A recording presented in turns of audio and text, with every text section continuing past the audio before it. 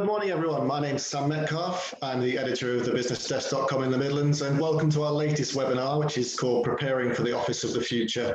Now, who remembers offices? Rob does. He's sat in his back nice and early. And over the next 45 minutes or so, our expert panel will remind you of their importance as we all return to work.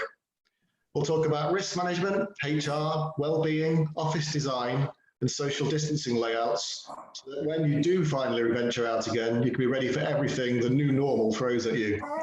We've got a lot to get through today, so I'm going to ask our panel now to introduce themselves. So starting with you, Rob, please. Hi, so my name is Rob Day. I'm chairman and founder of Blueprint Interiors. We're based in Ashby. We're a single source multi-skilled design and fit out consultancy. And we operate nationally from the heart of the Midlands here. We're experts in designing and delivering, project managing fit out and furniture, primarily for offices, but also for schools and educational establishments. Thanks, Rob. Thomas. Hi, I'm Tom Bateman. I'm an associate director at Gleeds. We're a property consultancy firm providing expertise right the way from design to disposal of property. And I suppose today principally we'll be focusing around the in-use part of property ownership and people in properties that you own. Thanks, Tom. Nicki. Hi everybody, I'm Nicki Robson. I'm Managing Director of Breedon Consulting. We support companies with all things people related, so strategic and operational HR, recruitment, learning and development and employee engagement. Clearly going into lockdown was a big thing for HR, and coming out to the other side is going to be even bigger. So busy times ahead. Thanks, Nicki. And last but not least, Julia. Hi, I'm Julia Thomas. I'm one of the joint heads of legal at Finch Consulting Limited. We're a multidisciplinary practice consisting of consultants, experts. We advise clients on health, safety, environmental issues, including occupational health issues, which are pretty important at the moment. Legal compliance and also enforcement action. Okay, thank you everybody. We've got a fairly big audience today and we want to get them involved, obviously. So if anybody out there in the audience has a question for the panel, at the bottom of your screen there's a Q&A button.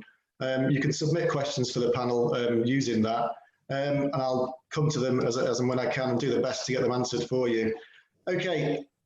I'm going to ask all of you the first question. I'm starting with you though, Rob. In general, how do you think companies have adapted to their workforce being dispersed to work from home? What do you think have been the main challenges and on the flip side, the unexpected benefits?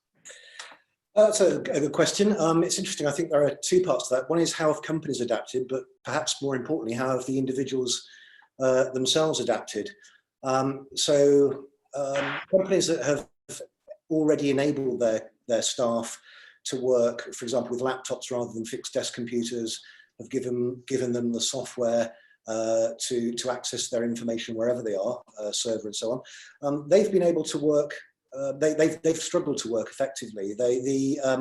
Companies that have provided their staff with agile means of working have been able to, on Tuesday the 24th of March, effectively carry on their businesses as they had done before, largely. Our own company is a good example there. We have a team of staff of designers, project managers who are able to work from home effectively. It's a really key part of that. The companies themselves have, I think, initially lacked potentially the trust component. So people have often been able to work from home, but they've not been perhaps trusted to do so. I think what everybody's learned, the challenges that people have learned there is that people can quite happily work from home in many instances. Yeah, sure. Julia. Well, at Finch, we've already got an agile working system. So most of us work from home. We service clients all over the country. So we've already been using tech. So we were quite well set up for when we went into lockdown. We just kind of carried on as normal to a certain extent. We had to make provisions for our support team so they could work at home. And I think, as Rob said, a lot of companies, the thing would have been trust. So you can see your employees in your normal traditional work environment. So they're all sitting in front of you, you have your supervisors or your managers near you, and it's having that trust to say, okay, I'm going to let everyone work from home and I will trust them to get on with their job. I think people have had to get used to tech, using Zoom, Microsoft Teams effectively to actually carry out that management and monitoring of their staff. There'll be some people who are kind of dinosaurs who say, oh, I never use a computer and I don't know about FaceTime and WhatsApp and all of those sorts of things. And it's kind of bringing them with you and making sure they don't feel alienated by the fact that they don't have those skills. You kind of upskill them to be able to be part of your remote working team. So yeah, I think that's probably been one of the biggest challenges for people. Okay, Nicki.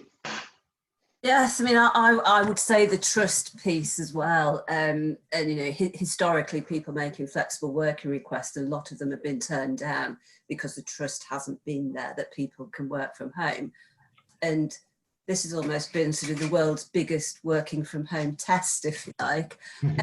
It's really changed the way people are working and the way organisations are structuring themselves.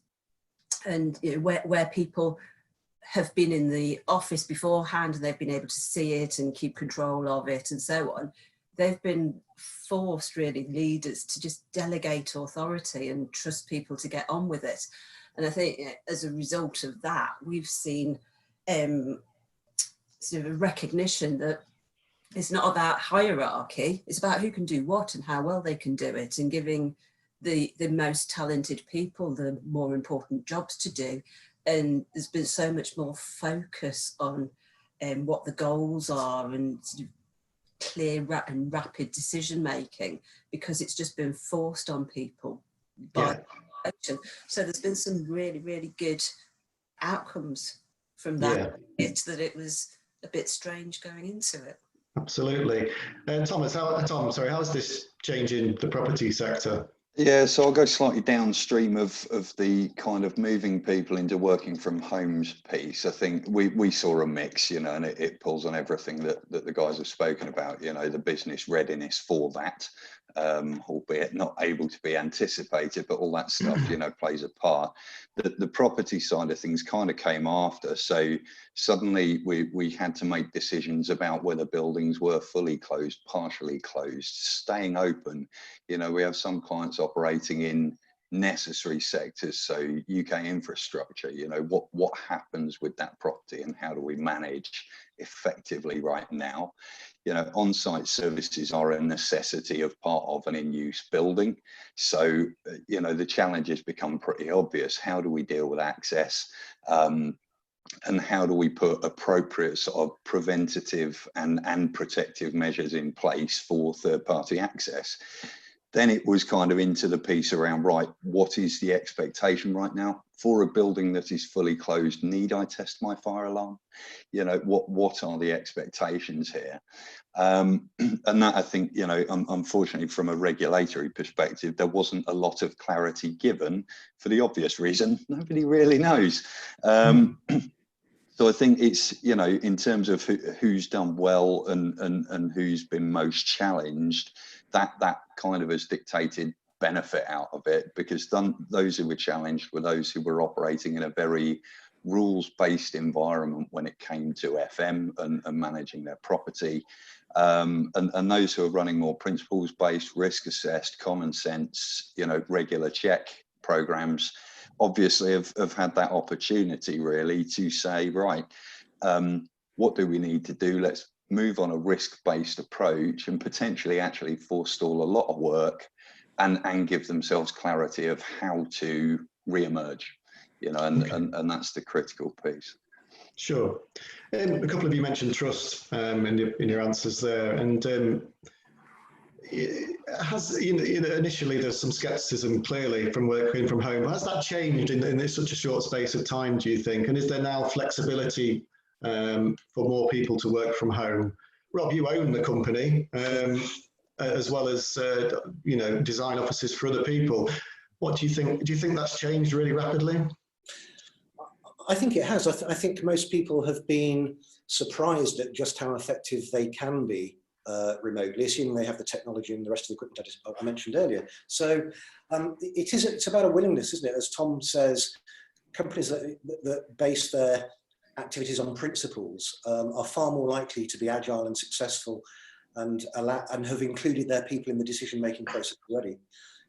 So we have some of our people in today, and some of them have come in primarily because we can do it in a safe way, primarily to engage in the social activity of being at work. That's probably the single biggest thing that people have missed about being at work.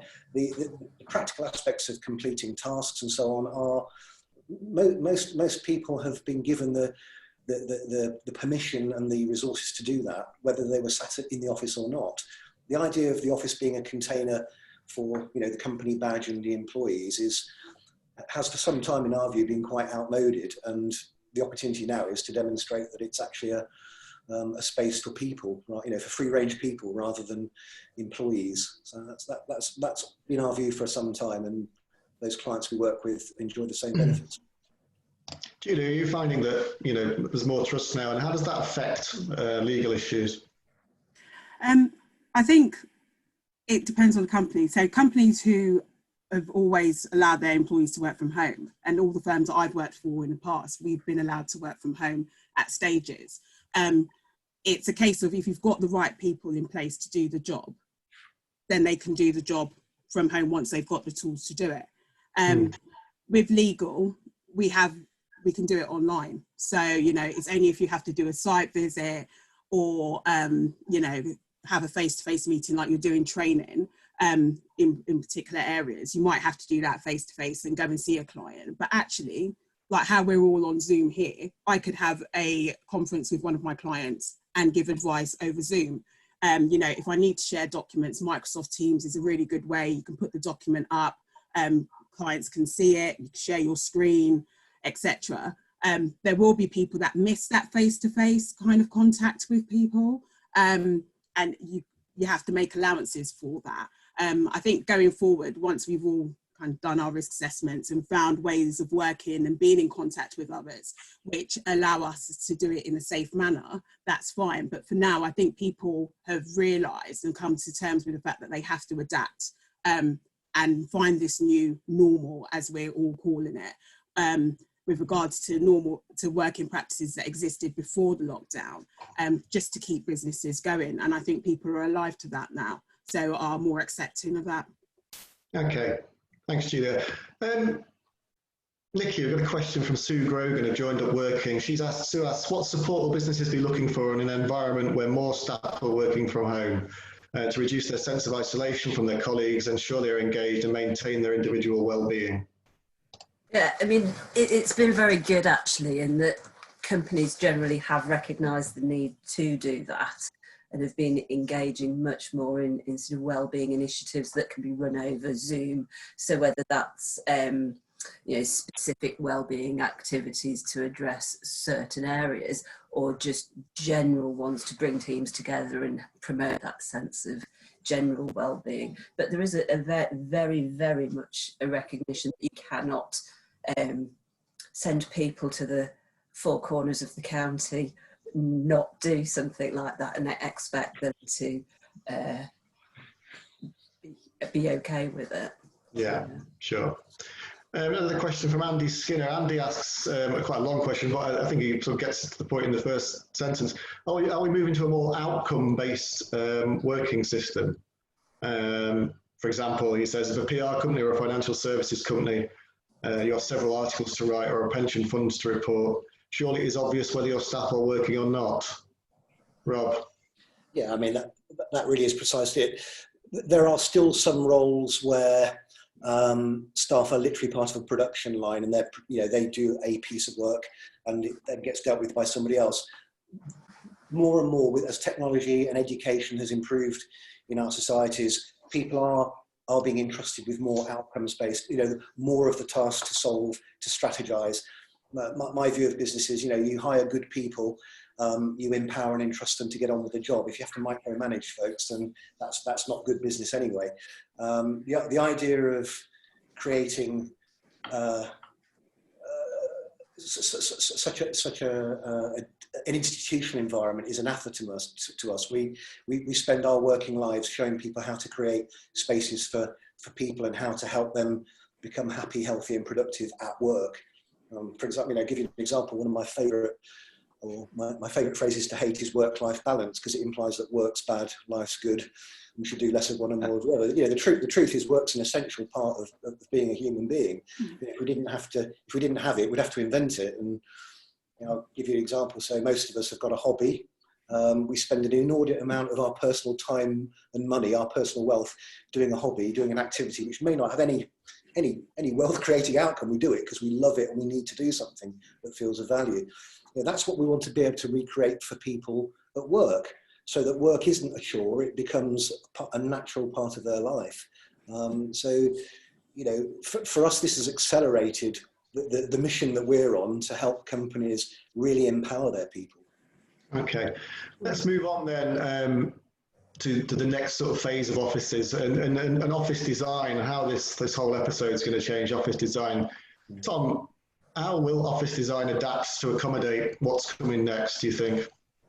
Yeah, this is the big year thing, and it's such a huge question. So forgive me, I'm going to run fairly quickly. I think, obviously, your industry, your sector, and what you're doing with your building is such a contingent part of things, and some things will be very tricky. We've kind of looked at, okay, what does mitigation while we continue in this situation look like? I think longer term, then there's the question of, okay, what do businesses do with property occupancy now that we have had this kind of collective epiphany in respect of technology that we've had for the thick end of a decade? And coupled with everything we're talking about output spec working at home, that's supported by technology and all those various things we can do now that we couldn't do before. So in terms of this situation right now, there's the kind of reoccupancy game to play. That obviously we've kind of got a 3-step view of that, which is really about reconfiguration. So what can you do to encourage the workspace to be an appropriately safe place, and as Rob said, allow people that social opportunity that work does generate. That's really about probably some fairly obvious stuff, desk moves or moving people around. I think there's been some really good thoughts on this inside our business, and some of what we've got in play for when we do return is around, so fixed seating. We've kind of said, we were an agile workspace, but actually, infection control suggests, no, let's keep people fixed where they are. Let's expose them to the same people every day, not different people every day. And then a business resilience piece where we said, look, okay, agreed. Similarly, if you leave all of your accounts payable in one place, and the worst were to happen, and the preventative measures weren't there, your business protection is limited. Realistically, you've then got a full team that aren't deployable. So, we've kind of said in office spaces, what we will be trying to do is encourage teams to split up and actually sit as less siloed environments and actually mix their work environments in that fixed seating arrangement, just for that resilience piece. Obviously, walkways have got to be considered. Sorry, I'll rattle real quick now for 30 seconds and then shushed. So walkways, all that stuff's got to be considered. So step one, reconfigure everything and think about what you can do. Use your office space for desk space, all that kind of stuff. Step two, we've kind of said, there's staggered shifts and there's the huge HR consideration within that around employment contracts and all that stuff. But again, a consideration that allows people back into that, like Rob says, what should be a very positive space in their lives. And then step three is then risk assess. Once you have done all that, go back to the beginning. Right, let's imagine the people we've envisaged being in this office and working a day through. Do we hit any crunch points?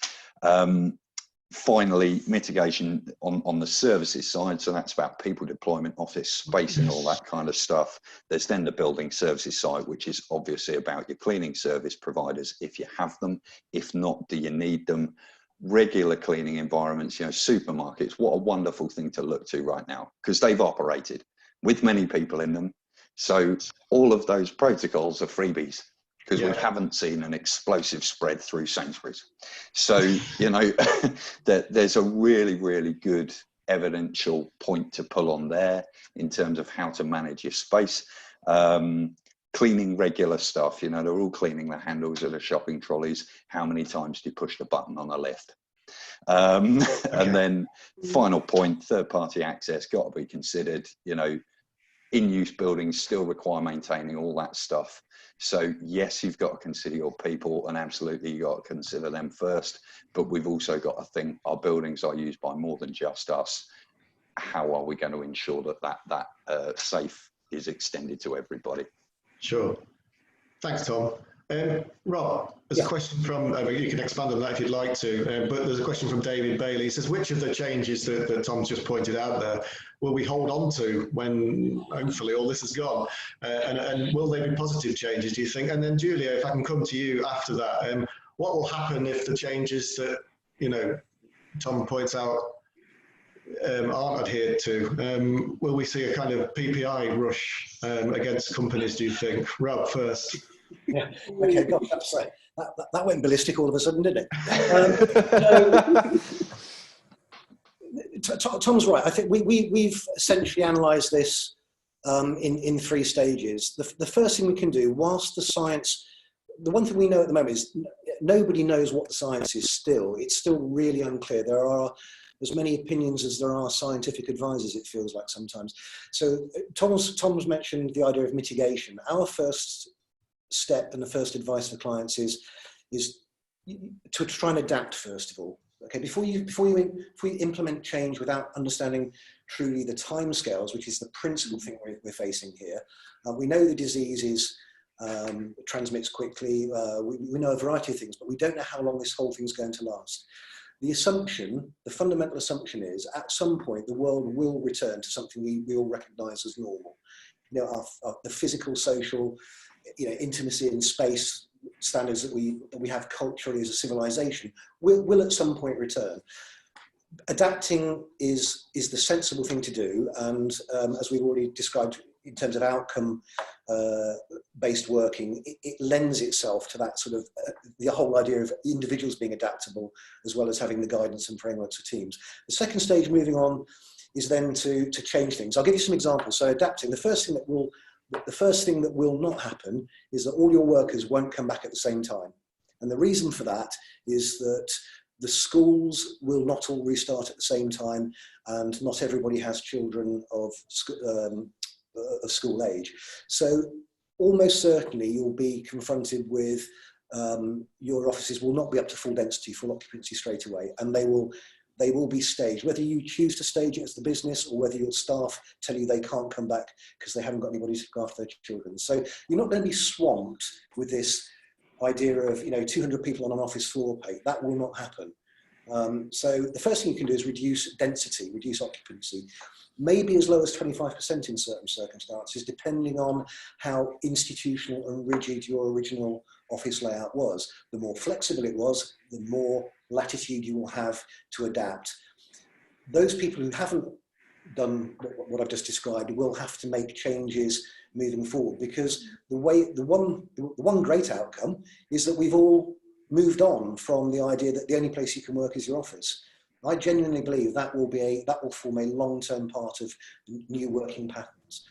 Finally, the third phase is when we start rethinking, fundamentally rethinking, and that's the process we take our clients through already. Finch is a client of ours, for example, where we've created that kind of space for them. But rethinking is something that we can only do with full information. And let's be clear, none of us is an expert in COVID-19 right now. All we can offer is advice on how to develop and plan our businesses with those experiences we've already had. So I hope that's some specific examples as well. And Julia, then if inevitably, you know, not everybody's perfect and not everybody's going to be able to adapt their offices immediately, and if there are some legal claims brought against companies, what happens then? Will it open a floodgate, do you think? That's a bit of a tricky one to answer. I think ultimately you would expect that if a business cannot operate safely, then they're not going to open until they can operate safely. Because, you know, obviously there's duties under health and safety legislation. And before we even get to the employees bringing a claim, it may be that an employee feels unsafe, alerts the enforcing authorities, whether you're regulated by the HSE or the local authority, and then you get an inspection. And then, you know, there's enforcement that stems from there, and that's in the criminal sphere. I don't think you can rule out the possibility of employees making claims. I know that there have been some in the States that have started, and also there was a Austrian or a Swiss resort where apparently there's a class action going on at the moment because there had been an outbreak and they basically hadn't told anyone and still had people in there. So I think if employers don't manage the risk and take those reasonably practicable steps that they need to by law, and employees see that, then there is a risk of employees making claims. But how many and whether there'll be floodgates, I don't know, because we're all trying to hit a moving target here. No one, as Rob said, has got the correct answer or has a definitive answer that this will keep everyone safe and this will make sure that there's no risk of transmission. So, you know, there has to be a kind of balancing act going forward as to what happens next. Okay. Nicki, we've had a couple of people ask about this question in different ways, I guess. Richard Sutton's asked, will we see a decentralisation of office occupation with larger companies moving out of a single central hub to smaller teams in more locations? And allied with that, Nicki, will that become part of a company's sort of strategy to hire the best talent, really? Because our people want to be going into city centres as much anymore in the short term. I think the quick answer to both of those is yes, but yeah, I think that there is becoming this recognition that it isn't necessary for people to be either in the workplace all the time or coupled to that there from 9 to 5. You know, there was a general feeling that the best work was done from the office between the hours of 9 to 5 with everybody being there at the same time.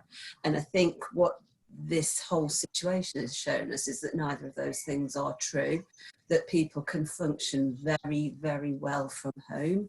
In a lot of cases, actually better than they can function in the office because there's less interruption, there's less noise around them and so on. And that we all have our preferred times and means of work. And, you know, people have been having to almost shift work to work around looking after kids and so on. And so people who would normally work during the day have perhaps been doing the late shift when the kids have gone to school, to bed rather. And it's just been proven that this flexibility works well. And I think we'd be very, very remiss if we didn't keep a hold of that going forward. And, you know, we can't unlearn the lessons that we've learned during this, but we can choose to ignore them. But I think it's really important that we don't, and we maintain those kind of flexibilities because it's to everybody's benefit. Yeah, sure. Will Clayton has asked a question, Rob. He says, on the subject of office workers, he's interested to know the panel's thoughts on which factors businesses should take into consideration to determine whether to bring people into the office if they've been working successfully at home, bearing in mind the government's recent guidance, such as it was this week. What would you say to Will, Rob? That's again a great question. I mean, you know, I've got here the government's 32-page guidance on office and call centre, contact centre alone. There are 7 other sectors that they've advised on. Most of it is common sense. I mean, we've got people in our office today who can access their information, their knowledge remotely, but I don't know if, I think all of us have been doing a similar number of Zoom calls during the course of a day.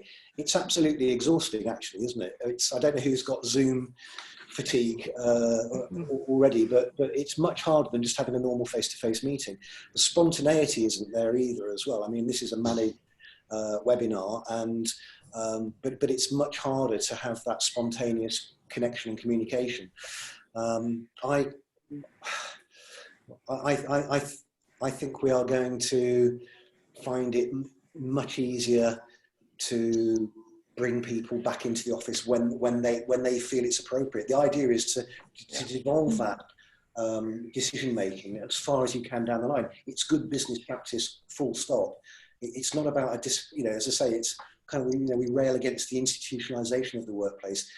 We're talking about people here. You hire people because of what they know and their ability to use it.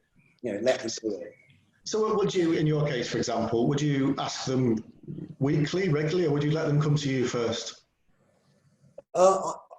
I would expect them to be able to decide for themselves what they need to do. If they want to come in, they can come in. If they want to remain at home, so for example, Kim, our design manager, has been working from home continuously all this week as well, although she has the opportunity to come in, but because she's been focused on some very time dependent deliverables, and it's better and easier for her just to work away and plug away on that. Other people have come in to resolve other aspects of the business. So it really depends. We're a relatively small business. It's different for larger businesses, I would suggest. Tom, you've probably got a view on that. Well, yeah. Sorry, carry on, Tom. I've got another question for you. You go for it. I guess for me, Rob, it comes down to actually the terminus of that management line is really, hello, mate, I haven't seen you for a couple of weeks in the office. Are you all right? And that's almost where it comes down to managing in my head. And that almost exists right the way through bigger businesses. We work with a variety of clients, and some are more antiquated and the newer, I suppose, are very much more that way driven. Look, we don't expect to see you. We expect to see you on the webinars or the various things we've booked. But yeah, certainly if we didn't see somebody for a couple of weeks, well, then you put a hand out and just check that everything's okay, and there's not a kind of peripheral reason why. So, I'm firmly with you, Rob. It's probably not about mandating a line. It's more about letting people find what works now, given that we've got these tools available. And if I could pick up on that as well, it's also, it's not just about putting measures in place so that people can come back to work. They need to be comfortable with it, and there's massive risks associated from an HR and employment law point of view with putting people back in when they're not feeling comfortable. That and the need to understand what all that's about and why they're feeling uncomfortable and what you can do to help. So it really isn't as simple as going, the government have published this guidance, we'll tick it all off, that's it, everybody back. That's absolutely the wrong way to do it. I would add to that, because if you don't do those risk assessments, again, the HSE, etc., may come in and enforce against you. So you have to look at, okay, you might have someone that wants to come back to work and work in the office, but if they are in that vulnerable group, or they should be shielding, can you actually allow them back in to work effectively and safely in your office space? If you can't meet that standard, then they can't come back to work. So then you have to have that difficult discussion with them and make them understand, look, I get that you might want to come back to work, but you can't, because there is you're high risk to your safety. Let's think about other ways that we can manage. You might feel isolated. So is it that, we have a group Teams call every day with you, or you buddy up with someone. So, you can go on to FaceTime or Teams or something and have like your iPad or whatever on one screen, and while you're working on another screen. So it's like you've got someone in the room. We have to be a bit innovative with our ways of working going forward to try and address all of those issues. We've done team beers by conference call. It's been quite the motivator. But jokes aside, that social space, day one, we were all kind of saying to our teams, look, yes, use it for work. Just phone for a chat. You do in the office, take 5, have a chat. And like I say, Friday, 4 o'clock, webinar beers is quite entertaining, actually. Yes, I think Friday at 4 is definite beer o'clock on. We have a quiz every week, so nice. Which is quite good. My onus is that then, if you've got to put all these conditions in an office-based scenario, to an employer having responsibility for making sure that an employee works safely and comfortably at home, you know, in a purely sort of logistical manner. Rob, what, is that something your company would get involved in? It's potentially a difficult one because you know what clearly jumps out is the idea of having to visit every single person's home environment. Yeah.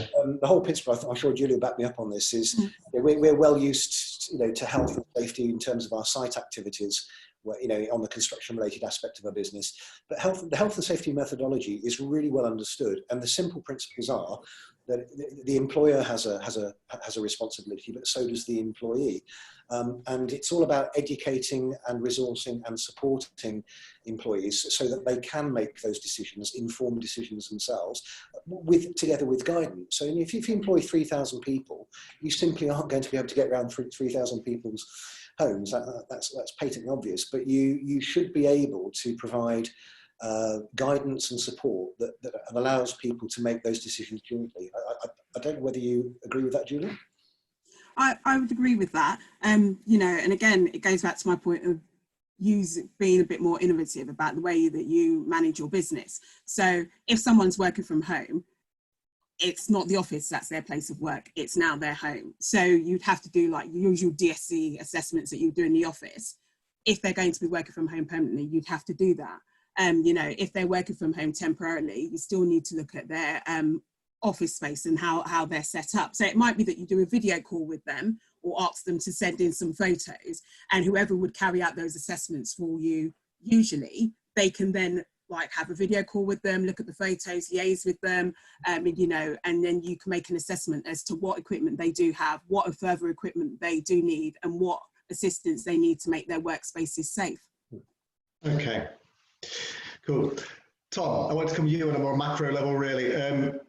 There's a good question here from, sorry, Richard Sutton again, who asks, could this be the beginning of the end of central business districts, or conversely, if we're going to have more space in offices, will offices get bigger?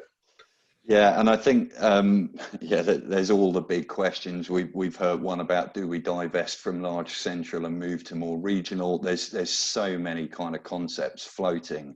I think there's two key bits to remember. Number one, Rob said it really well. You know, this is a current thing, and a property you don't invest in for a year. You invest in as a non-current asset, and that is over a life cycle of likely 5 years plus as a minimum. So I think the divestiture and investment market around property and what happens with it isn't really about the current conditions. It's not really about, will we need more floor plan space to accommodate wider walkways or desks further apart, because that's relatively temporary. Compared to a property life cycle. Sorry, I appreciate it feels like aeons right now. So I think that the property market is really looking down the barrel of divestment in floor space, so square meterage reduces, but then a huge investment in how it's used. So I think obviously the acquisitions and disposals market we're looking at and saying realistically long term that is going to face slowdown. Similarly, the large build construction market may suffer some slowdown. It's really in the rework market, I suppose, the refurb to repurpose market, where I think things are going to change fairly significantly. I think the other bit is actually, if anything, it will encourage businesses to consolidate down to an office rather than spread. When you're trying to manage multiple properties in these conditions, it's very, very difficult. Your most efficient kind of workspaces for a large business are a large corporate office. It's why we've ended up there, evolution, you know. So ultimately that is the most practicable workspace. How it's used, I think, is going to be the big game changer. And like I say, the expectation our side is a macro slowdown in construction and kind of office property markets. Really, there's more square meterage than we need, as we've found out. Okay, we're running against time really a little bit, but I've got one final question for you all. Hopefully in 5 years' time this will have gone away, but we'll have gone through a lot of changes by then. So what does the office of the future in, let's say, 5 years' time look like? What changes will we have kept? What will we have discarded? And surely we won't be back to where we were in February, will we? Who wants to go first? Julia. I think the office in 5 years' time, a lot more people will be doing agile and flexible working. I think gone will be the days where you expect everyone to be in an office 9 to 5. If people want to have staggered shifts, that might be something that people keep, you know, because if you allow people that time to, you know, say go to a school play and then come back and work in the evening, then actually you're probably going to get more productivity out of them because they've got that balance between their personal commitments and their work commitments. And again, it goes back to that whole trust element and trusting your employees to do the job that you've employed them to do. I think that we rely a lot more on tech because people will be working remotely and from home. So yeah, I think our traditional office as we had it before, you know, where everyone comes in 9 to 5, you all sit down next to each other and just plod away. I don't think it will be there anymore. Okay. Tom. I couldn't agree more. Oh, sorry, Rob. Have you changed your name in the last few minutes? I can't fault your taste. From our perspective, I think, yeah, 5 years' time. So totally agree with the kind of flexibility movement. I think there is some reality check in there. There are some time-bound jobs. You know, we run help desks. They operate from 8 a.m. till 6 p.m. Whether that's from at home or you know, an office space, fine. Absolute flexibility on that. But I think that flexibility around when we can work is industry by industry and case by case. In terms of the properties in 5 years, like I say, I think we're looking at probably a thinned down market, less property per client, more functional properties, so more network centres, warehousing, you know, the industrial properties, but the commercial properties probably to subside. Within those spaces, I think absolutely it's going to be about flexibility, and you know, we're already seeing people talking about WebEx booths, which I think sound lovely, better than a drive to Birmingham anyway. From where I am, you might live in Birmingham, but yeah, I think, you know, that what the office space looks like, this gives everybody a real opportunity to invest in the spaces that people are in and do that sensibly. In frankly a floor plan that probably matches what everybody's been wanting to spend for 10 years. We've lived in a world where properties haven't been invested in as they probably should have been in a lot of places. The consolidation downwards hopefully means what we're looking at in 5 years is less space, but much better space. Rob, I'm going to give you the last word, so I'm going to come to Nicki next. Nicki. Well, I agree with all the flexibility things that have been said, both in terms of location and hours and so on. And also, you know, I think there's going to be a lot less running around meeting at people's offices and using tech to do that. And because of all those things, I think there's going to be an opening up of, if you like, the talent pool to people, because when you're looking for new employees, you can look at people who aren't in this location, look across the country, because they can work from wherever they are. And I think the focus on management roles is going to change very much from being task management to people management, so that they can you know, manage all their remote workers. So I think it's going to look really quite different, but in a very, very good way, I think. Good. Okay, Rob. What we're going to see in 5 years' time are spaces that are designed and built for people. Corporate headquarters, which as containers for employees have long been out of date. The technologies and the freedom of work style that we've learned in the last 8 weeks will be something that people will demand. They will want to use that, and they'll be far more effective working that way than they have been in the traditional methodologies. You know, we've been on that journey for a long time with our clients, helping them to design spaces that take account of not just people's physical needs, but their well-being needs as well. So creating spaces for, the phrase I would use is free-range people. We're not drones, employees, automatons. We're for people who've got flexible requirements, who want to think about what they want to do and spend quite a bit of time working. And if they can do it in a variety of ways, the office of the future will feel much, much friendlier. That's a nice note to end on, isn't it? Thank you, Rob. It's an optimistic note in this time of doom. Absolutely. Well, I'd like to thank everybody who joined us today, and I'd like to especially thank Rob, Tom, Nicki, and Julia. We could have gone on all afternoon, I'm sure. It's a huge topic. Sorry about that, Tom. But thank you all for joining us. And the coverage of this webinar will be on our website in the next couple of days. Thank you, everyone.